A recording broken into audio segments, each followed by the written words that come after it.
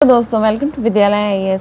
आज हम स्पेक्ट्रम का चैप्टर 2 यानी आधुनिक भारतीय इतिहास लेखन के प्रमुख उपागम जानेंगे। ठीक है, यहाँ उपागम से तात्पर्य क्या है? उपागम से तात्पर्य सीधा साधा है हमारा। उपागम का मतलब होता है तरीके। ठीक है, तरीके या प्रकार। कितने इतिहास लेखन के प्रकार रहे हैं? पिछले हमने वीडियो में देखा था स्रोत, भारतीय इतिहास के स्रोत। ठीक है, आज हम देखेंगे जितने भी इतिहास लेखन के प्रमुख तरीके रहे हैं। ठीक है, किन किन मेथड्स का उपयोग करके भारतीय इतिहास को लिखा गया है। तो पढ़ते हैं हम। इस वीडियो में हम स्पेक्ट्रम को लाइन टू लाइन कवर करेंगे। जहाँ पे इम्पोर्टेंट होगी बातें, जो आपके एग्जाम में आने लायक होंगी बातें, वहाँ पे आपको मैं बताऊंगी। ठीक है, आप नोट डाउन करते जाइएगा। इतिहास लेखन को क्या कहा गया है? हिस्टीरियोग्राफी कहा गया है। सबसे पहले हिस्टीरियोग्राफी कहा गया। इतिहास का ऐतिहासिक लेखन की ऐतिहासिक व्याख्या है। इतिहास का ऐतिहासिक लेखन या ऐतिहासिक व्याख्या है इतिहास लेखन। ठीक है, इतिहास एक ऐसी जानकारी नहीं है जिसे अपरिवर्तित रूप से पीढ़ी दर पीढ़ी सौंपा जाए। ये इसका क्या मतलब है? अपरिवर्तित रूप से पीढ़ी दर पीढ़ी सौंपा जाए। इसका मतलब है कि इतिहास जब एक पीढ़ी से दूसरे पीढ़ी के हाथ में जाती है तो थोड़ी बहुत चेंजेस होते हैं। ठीक है, थोड़े बहुत चेंजेस या बहुत ज़्यादा मात्रा में भी परिवर्तन देखे गए हैं। ठीक है, जरूरी नहीं था कि जो ऋग वैदिक मौर्य काल में जैसा वैदिक चीज़ों को पढ़ा गया हो, आज भी वो उसी मौलिकता के साथ आपको मिले। नहीं मिलेगा। कई चीज़ों की मौलिकता धीरे धीरे करके खत्म हो जाती है। ठीक है, या फिर कुछ चीजें परिवर्तित करते वो बहुत ज्यादा चेंज हो जाती हैं। इसीलिए कहा गया है जिसे अपरिवर्तित रूप से पीढ़ी दर पीढ़ी सौंपा जाए। ऐतिहासिक परिस्थितियों की व्याख्या की जानी चाहिए और स्पष्टीकरण प्रमाणों और विश्लेषण के आधार पर होनी चाहिए। तर्क वितर्क से उपजे सामान्यीकरण प्रदान किए जाने चाहिए। नवीन प्रमाणों के साथ मौजूदा प्रमाणों की नवीन व्याख्या या स्पष्टीकरण सहित अतीत की एक नई समझ प्राप्त की जा सकती है। मतलब कुछ नए एविडेंसेस भी मिलते हैं जिनसे इतिहास में थोड़ा बहुत फर्क पड़ता है। ठीक है, इसका अनुसरण करने के लिए उन तरीकों एवं शैलियों के प्रति संवेदनशीलता आवश्यक है जिसमें उस समय के लोग जीवन यापन करते थे और अपने अतीत के बारे में सोचते थे। इतिहास लेखन के उपागम ज्ञान के रूप में इतिहास को समझने की भूमिका होते हैं। तो यहाँ पे मैं आपको पहले ही बता दे रही हूँ कि इतिहास लेखन के प्रमुख 4 तरीके अपनाए गए हैं। ठीक है, 4 संप्रदाय, 4 स्कूल हैं। मतलब इसे हम स्कूल भी कहते हैं। ठीक है, इतिहास लेखन के प्रमुख 4 संप्रदाय हैं। एक क्या है? औपनिवेशिक। ठीक है, और दूसरा है राष्ट्रवादी, तीसरा है मार्क्सवादी और चौथा है उपाश्रित। ठीक है, तो देखते हैं हम। व्यापक रूप से इतिहास लेखन के 4 संप्रदाय या स्कूल है: औपनिवेशिक, राष्ट्रवादी, मार्क्सवादी या अधीनस्थ उपाश्रित। औपनिवेशिक क्या होता है? एक वो जो विदेशों के आक्रमण या फिर विदेशियों के आ जाने के बाद इतिहास लेखन पे प्रभाव पड़ा है, या विदेशों में जाके भारतीयों के बारे में लिखा गया, या फिर भारतीयों में रह के विदेशियों के इतिहास को लिखा गया। ठीक है, औपनिवेशिक, जिसमें विदेशी प्रभाव आपको दिखेगा। ठीक है, और राष्ट्रवादी क्या है? जिसमें राष्ट्रवादी भावना दिखेगी। मार्क्सवादी एक ऐसा कॉन्सेप्ट है जिसने किसी क्षेत्र को नहीं छोड़ा है, लेखन को भी नहीं छोड़ा मार्क्सिस्ट अप्रोच ने। और चौथा क्या है? अधीनस्थ या उपाश्रित। कई लोग जिनके अधीनस्थ रहते थे उनके बारे में लिखते थे। ठीक है, और वैसे अगर हम माने तो इतिहास लेखन के 2 अन्य संप्रदाय भी हैं, एक संप्रदायवादी और एक कैम्ब्रिज। ठीक है, लेकिन आपको ये फर्स्ट वाला लेके चलना है। 4 संप्रदाय स्कूल हैं व्यापक रूप से इतिहास लेखन के: औपनिवेशिक, राष्ट्रवादी, मार्क्सवादी या अधीनस्थ। ठीक है, यहाँ पे ये याद करने लायक बात है। औपनिवेशिक उपागम को देखते हैं। औपनिवेशिक उपागम या इतिहास लेखन के 2 अर्थों में प्रयोग किया जाता है। एक औपनिवेशिक देशों के इतिहास से संबंधित है, जबकि दूसरा ऐसे कार्य की ओर इशारा करता है जो प्रभुत्व की औपनिवेशिक विचारधारा से प्रभावित था। आज के प्रभुत्व की औपनिवेशिक विचारधारा से प्रभावित था। ठीक है, आज अधिकतर इतिहासकारों औपनिवेशिक उपागम की दृष्टि लिखा है। आज अधिकतर इतिहासकारों ने क्या लिखा है? औपनिवेशिक उपागम की को ही लिखा है। वास्तव में औपनिवेशिक अधिकारियों द्वारा औपनिवेशिक देशों के बारे में लेखन कार्य के प्रभुत्व की इच्छा एवं औपनिवेशिक शासन के औचित्य से सम्मत था। साथ ही साथ पश्चिमी संस्कृति एवं मूल्यों की प्रशंसा तथा व्यक्तियों के महिमा मंडन किया गया जिन्होंने औपनिवेशिक साम्राज्य को स्थापित किया।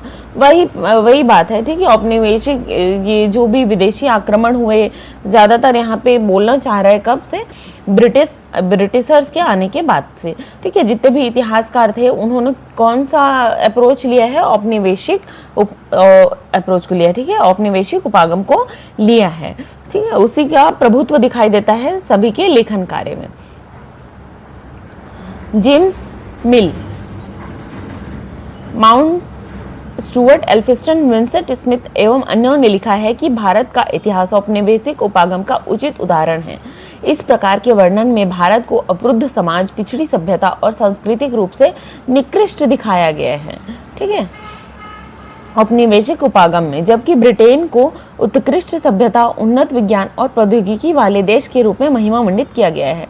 ज्यादातर ये ब्रिटेन के मतलब इस अप्रोच से लिखने का मकसद यही था कि हम ब्रिटेन को ऊपर और भारत को नीचे दिखा सके, ठीक है। जितने भी मतलब जेम्स मिल, माउंट एल्फिंस्टन, विंसेंट स्मिथ, जितने भी ने भी लिखा है ना इस अप्रोच से, सबका एक ही मकसद था कि भारत को वो नीचा बता सकें और ब्रिटेन को ऊपर रख सकें, और ये बता सकें कि भारत नीचे था, मतलब ज्ञान की कमी थी या फिर पिछड़ा देश था, इसीलिए क्या जरूरत ये पड़ी कि ब्रिटेन आके हम पर राज करे। सभी ब्रिटिश ऐतिहासिक लेखन को एक समान रूप से औपनिवेशिक मानना सही नहीं है, क्योंकि 19वीं और 20वीं शताब्दी के पूर्वार्ध औपनिवेशिक संप्रदाय के तहत विभिन्न उपागम एवं व्याख्या फ्रेमवर्क विकसित हुए।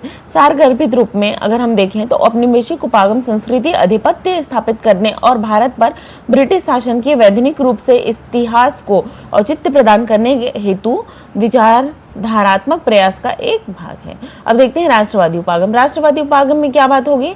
ये राष्ट्रवादी उपागम का विकास औपनिवेशिक उपागम के से सामना करने और प्रत्युत्तर देने के रूप में हुआ।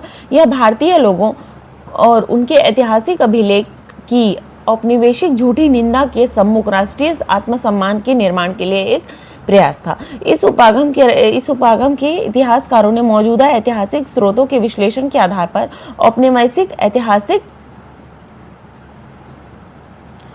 ऐतिहासिक विवरणों की असत्यता को सिद्ध करने का प्रयास किया। भारतीय इतिहास के राष्ट्रवादी उपागम को उपागम के रूप में विवेचित किया गया, जिसे राष्ट्रवादी भावनाओं को बढ़ाने में योगदान किया और धार्मिक, जाति, भाषाई या वर्ग भेदभाव के सम्मुख लोगों को एकजुट किया गया।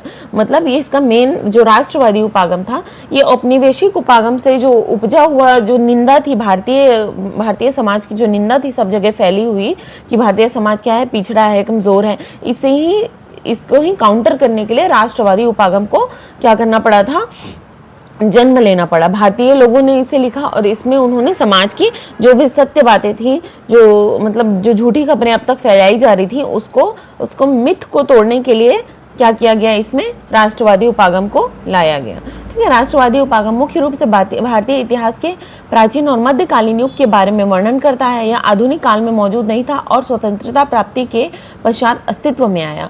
1947 से पूर्व आधुनिक भारत के राष्ट्रवादी इतिहासकारों का कोई संप्रदाय मौजूद नहीं था।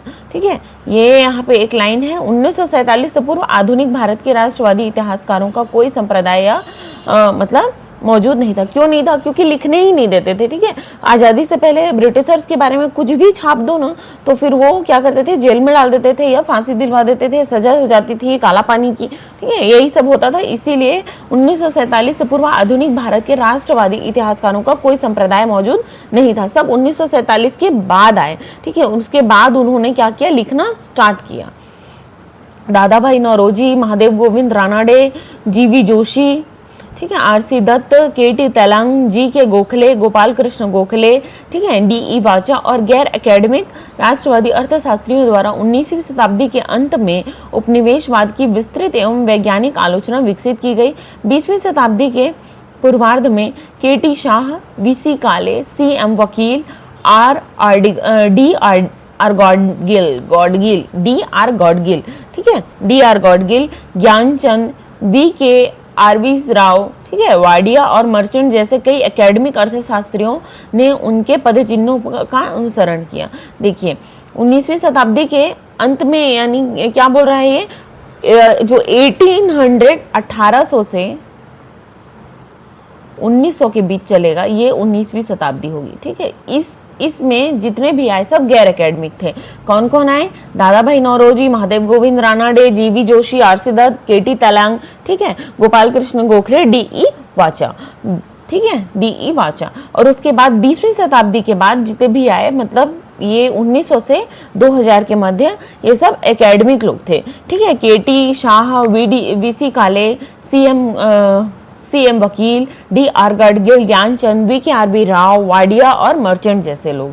ठीक है। जैसे ये सब क्या थे? एकेडमिक लोग थे। एकेडमिक अर्थशास्त्रियों ने उनके पदचिन्हों का अनुसरण किया।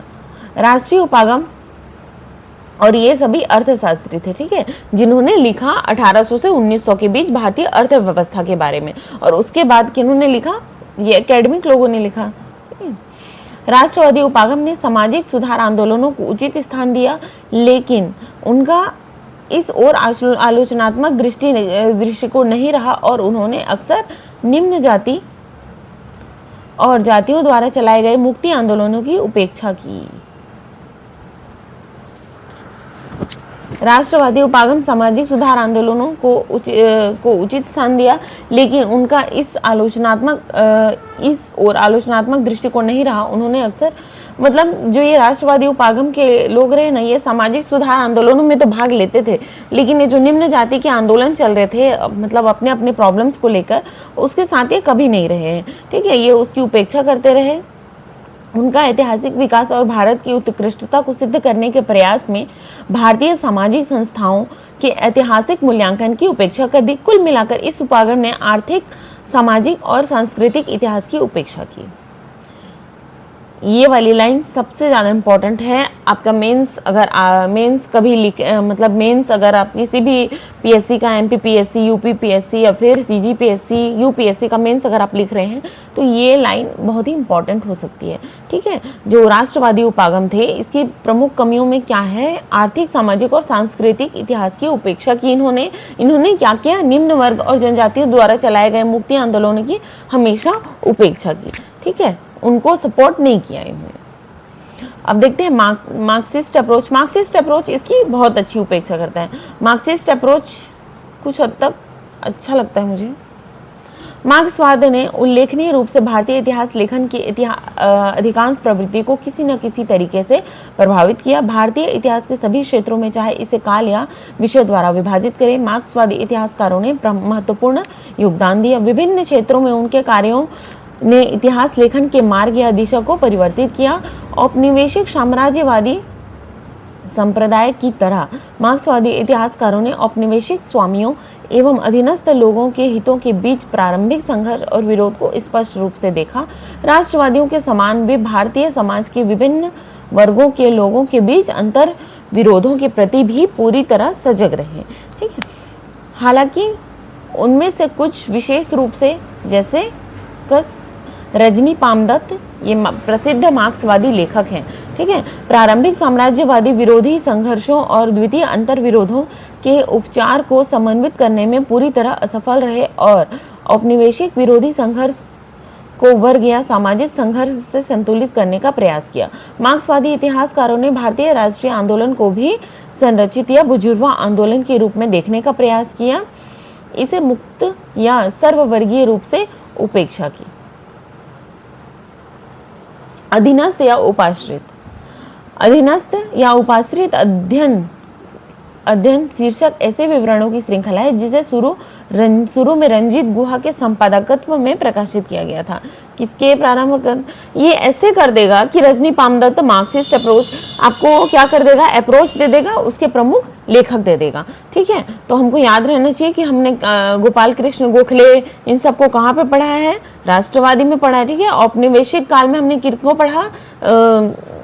एल्फिस्टन, विंसेंट स्मिथ, इन सबको पढ़ा, ठीक है, जेम्स रिनल, इन सभी को पढ़ा है। और हमने मार्क्सिस्ट अप्रोच में किसको पढ़ा, रजनी पामदत्त को पढ़ा है, ठीक है। और अधीनस्थ या उपाश्रित उपागम में किसको पढ़ा, रंजीत गुहा को, ठीक है। अधीनस्थ या उपागम की शुरुआत मौजूदा इतिहास लेखन के आलोचक के रूप में 1980 के दशक में हुई थी। इसने अपने प्रवर्तकों के माध्यम से अन्य ऐतिहासिक उपागमों पर लोगों की आवाज की उपेक्षा करने का आरोप लगाया। शुरू से ही अधीनस्थ उपागम ने बताया कि भारतीय इतिहास लेखन की समस्त परंपरा का झुकाव अभिजात्य वर्ग की तरफ है, यह पक्षपाती है। अधीनस्थ उपाश्रित इतिहासकारों के दृष्टिकोण से औपनिवेशिक काल में भारतीय समाज में मूलभूत विरोध एवं संघर्ष एक तरफ कुलीन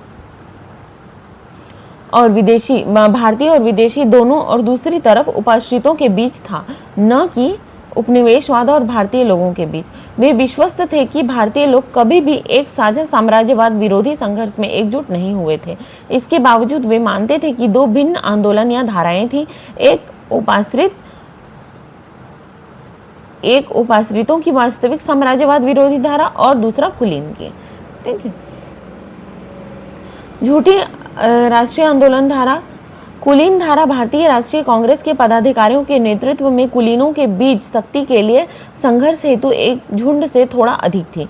हालांकि अधीनस्थ उपाश्रित संप्रदाय, जिसने शुरू में आम लोगों के दृष्टिगत इतिहासों के लिखने की वचनबद्धता दिखाई थी, लोगों की स्वयं की सचेतता पर आधारित थी, नवीन स्रोतों की खोज नहीं कर पाया जो लोकप्रिय अवधारणाओं को अधिकाधिक प्रतिबिंब कर सके। इसका नवीन लेखन निरंतर उसके पुराने कुलीन स्रोतों पर आधारित था, ठीक है। क्या बोलना चाह रहे हैं, बोलना बस ये चाह रहे हैं कि जो उपाश्रितों की जो वास्तविक उपाश्रितों में भी जो बटे हुए दो धाराएं थी, वो थी एक साम्राज्यवाद विरोधी धारा और दूसरी थी कुलीन धारा। कुलीन धारा यानी कि जो ऊंचे वर्ग के लोग हैं वो लोग, उन लोगों की धारा, ठीक है। अब कुलीन धारा को क्या बोल रही है, भारतीय राष्ट्रीय कांग्रेस के पदाधिकारियों के नेतृत्व में थी। मतलब अगर आप ऐसे भी देखें तो भारतीय राष्ट्रीय कांग्रेस में थे जितने भी रिच लोग ही थे, ठीक है। अमीर लोग ही थे, कुछ ज्यादा पढ़ाई किए हुए लोग थे, ठीक है। निम्न वर्ग से बहुत कम लोग थे, बाबा साहब अम्बेडकर, इन सबको छोड़ दिया जाए तो, ठीक है। संप्रदायवादी उपागम, अब देखते हैं हम संप्रदायवादी उपागम। संप्रदायवादी उपागम क्या है, ये जो हमने बाद के दो पढ़े थे ना, उसमें से संप्रदायवादी उपागम, ठीक है। राष्ट्रवादी इतिहासकारों की भांति संप्रदायवादी इतिहासकारों के मध्यकालीन भारत और औपनिवेशिक काल की पाठ्य पुस्तकों के औपनिवेशिक इतिहास लेखन एक तक स्वयं को पूरी तरह सीमित किया। भारतीय संप्रदायवादी इतिहासकारों द्वारा निर्मित सामान्यीकरण को ब्रिटिश इतिहासकारों और प्रशंसकों के लेखन में ढूंढा जा सकता है। संप्रदायवादी मतानुसार भारत का मध्यकालीन इतिहास हिंदू मुस्लिम मतभेद एवं संघर्ष की एक लंबी कहानी थी। हिंदू और मुस्लिम स्थायी रूप से शत्रुता शिविरों में विभाजित थे, जिनके आपसी संबंध कड़वे, शत्रुतापूर्ण, विरोधात्मक एवं अविश्वासी थे। ये विचार न केवल इतिहासकारों के लेखन में प्रतिबिंब हुआ, अपितु सांप्रदायिक राजनीतिक नेताओं के हाथ में यह अधिक उग्र एवं विषाक्त रूप से सामने हैं। सांप्रदायिक राजनीतिक नेताओं क्या बोल रहे हैं, सांप्रदायिक भावना ही ये होती है कि मैं हिंदू तो मुस्लिम, ठीक है। जहाँ पे धर्म के आधार पर मतभेद पाए जाते हैं, ठीक है, आपसी भेद पाए जाते हैं, वहाँ पे संप्रदायवादी भावना ऊपर उठ के आती है। जो हिंदू है वो हिंदू टाइप से लिखेगा, उसमें वो दूसरे धर्म को कमजोर करने की कोशिश करेगा, और जो मुस्लिम है वो मुस्लिम प्रभुत्व के साथ लिखेगा, वो दूसरे धर्म को कमजोर करने की कोशिश करेगा, ठीक है। सांप्रदायिक राजनीतिक नेताओं के हाथ में यह अधिक उग्र और विषाक्त रूप से सामने आया है। दूसरा यह विचार कि मध्यकाल में मुसलमानों ने शासक वर्ग का निर्माण किया और हिंदुओं पर शासन किया तथा हिंदू शासित अधीन एवं पराधीन थे प्रचारित किया गया, ठीक है।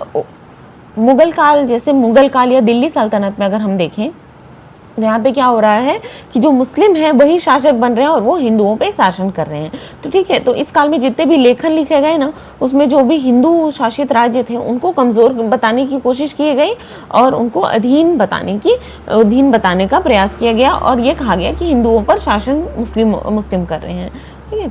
अब देखते हैं हम कैम्ब्रिज स्कूल या कैम्ब्रिज उपागम, ठीक है। कैम्ब्रिज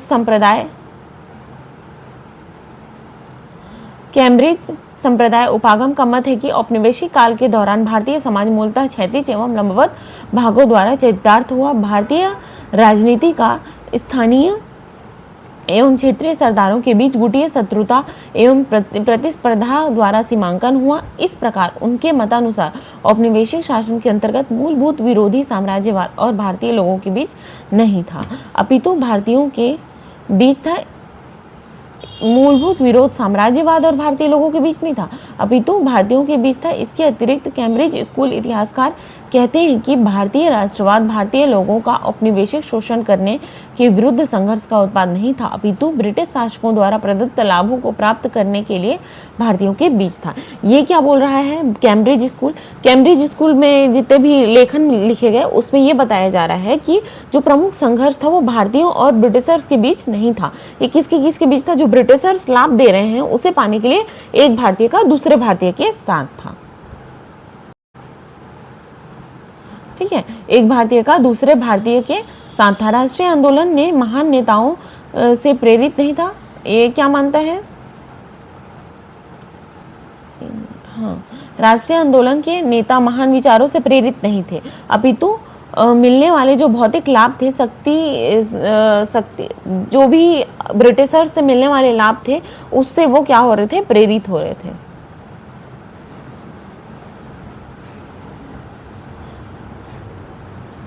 इस उपागम के कई इतिहासकारों एवं शोधार्थियों द्वारा विद्वानों द्वारा इस आधार पर आलोचना की गई कि यह तथ्यों को मानव व्यवहार से हटाकर देखता है और राष्ट्रवाद को पाश्विक राजनीतिक के स्तर पर ले जाता है। उदारवादी या नव उदारवादी व्याख्या। अभी उदारवादी व्याख्या को देखते हैं, ये क्या है? संप्रदायवाद उपनिवेशवाद का पुनर्मूल्यांकन 1980 के दशक से प्रारंभ हुआ। जो ये चैप्टर 1 और 2 है ना, ये थोड़ा सा मतलब नॉर्मल है। इसके बाद जो चैप्टर 3 हम पढ़ेंगे, जहाँ पे हम क्या पढ़ेंगे? विदेशियों का आगमन पढ़ेंगे। ठीक है, यूरोपियों का आगमन, वहाँ से आपका मेन याद करने वाला चैप्टर याद हो जाता है। यहाँ पे जो था वो मैंने आपको बता दिया है और जो याद करना होगा वो आपको आगे बताती जाऊंगी, आप बस याद करते जाइएगा। ठीक है, संप्रदायवाद उपनिवेशवाद का पुनर्मूल्यांकन 1980 के दशक से प्रारंभ हुआ। कैन एवं हॉपकिंस 1993, पैट्रिक ओब्रायन 1988, डेविड एवं हटन बेक 1986 ने उपनिवेशवाद के चरित्र को लेकर मार्क्सवादी एवं वाम उदारवादी प्रबुद्ध वर्ग के कुछ निष्ठापूर्ण विचारों एवं दृष्टिकोण पर प्रश्न उठाया। इस उपागम के प्रस्तावक तर्क देते हैं कि उपनिवेशों का आर्थिक शोषण पूरी तरह से ब्रिटिश लोगों के लिए फायदेमंद नहीं था। औपनिवेशिक क्षेत्रों में ब्रिटिश औद्योगिक वस्तुओं के लिए बाजारों की उपलब्धता और बाहरी देशों या बाजारों में पूंजी निवेश ब्रिटेन में घरेलू निवेश को हतोत्साहित और नवीन प्रौद्योगिकी विकास को प्रभावित कर सकता है।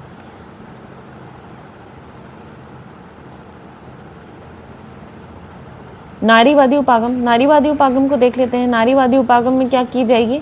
इतिहास लेखन में लगभग सभी मुख्य प्रवृत्तियां औपनिवेशिक से लेकर अधीनस्थ उपाश्रित इतिहास में महिलाओं की वास्तविक स्थिति, भूमिका, दर्जा एवं योग्यताओं को स्पष्ट करने में असफल रही। मतलब जितने भी अभी तक स्कूल पढ़े या उपागम पढ़े गए उसमें जो नारियों की वास्तविक स्थिति थी, दशा थी, उसको क्या किया गया? ठीक से नहीं बताया गया। इतिहास में महिलाओं के योगदान को लेकर लेखन 1970 में महिला आंदोलन से माना जाता है, जिसने भारत में महिलाओं के अध्ययन के अभ्युदय हेतु संदर्भ एवं आवेग प्रदान किया। तनिका सरकार ने बताया है कि स्थापित एवं स्वचेतन परंपरा के तौर पर महिला इतिहास की शुरुआत 1970 के दशक से शुरू हुई, क्योंकि कई नारीवादी बुद्धिजीवियों ने बलात्कार, दहेज एवं घरेलू हिंसा के विरुद्ध शक्तिशाली और उग्र आंदोलनों में स्वयं को संलग्न किया। महिलाओं के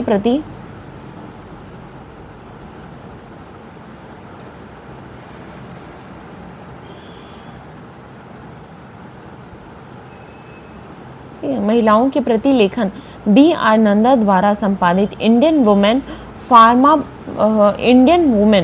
फ्रॉम पर्दा टू मॉडर्निटी।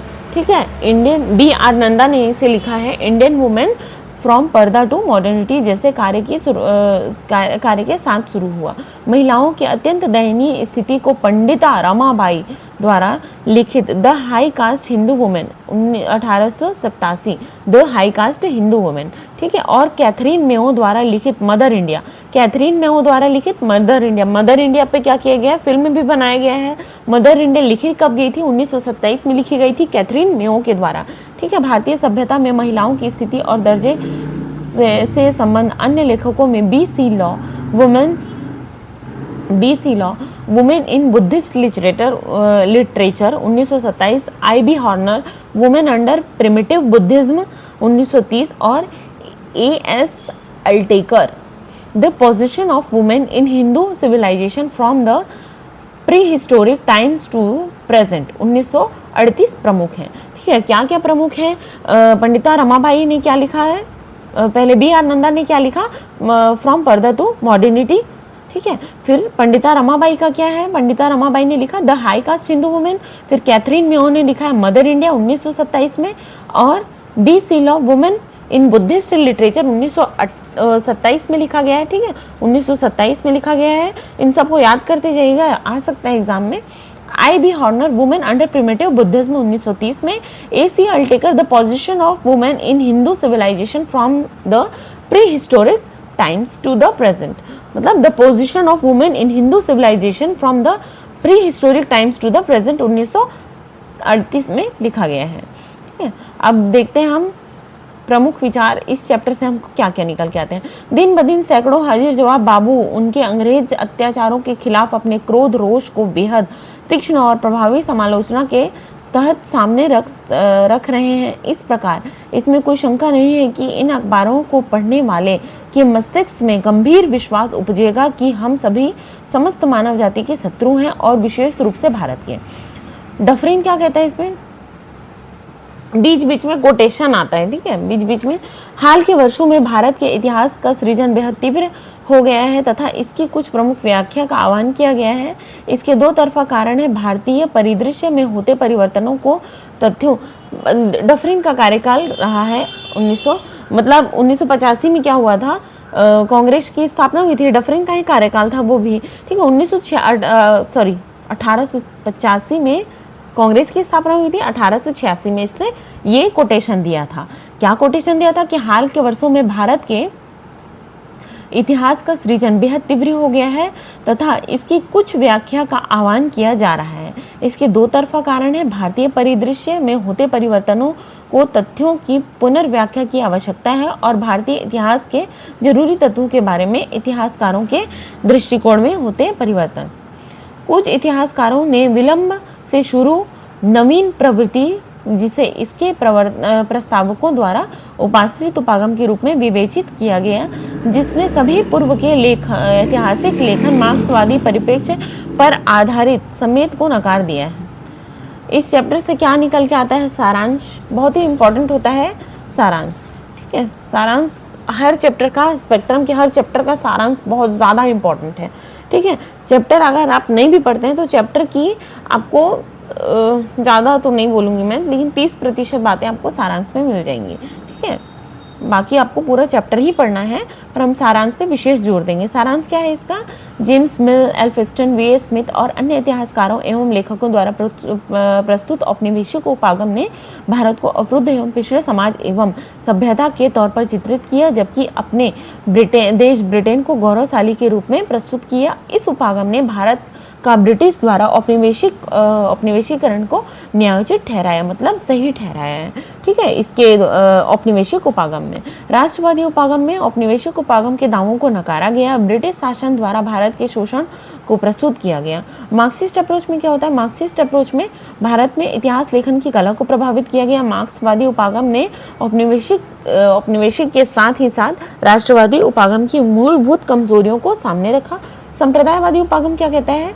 मध्यकालीन भारत के औपनिवेशिक इतिहास लेखन पर आधारित था। हिंदू और मुस्लिम को दो भिन्न समूहों में देखा जो स्थायी रूप से शत्रु शिविरों में विभाजित था। कैम्ब्रिज उपागम ने भारतीयों के बीच अंतर विरोधों को देखा, न कि साम्राज्यवाद और भारतीय लोगों के बीच।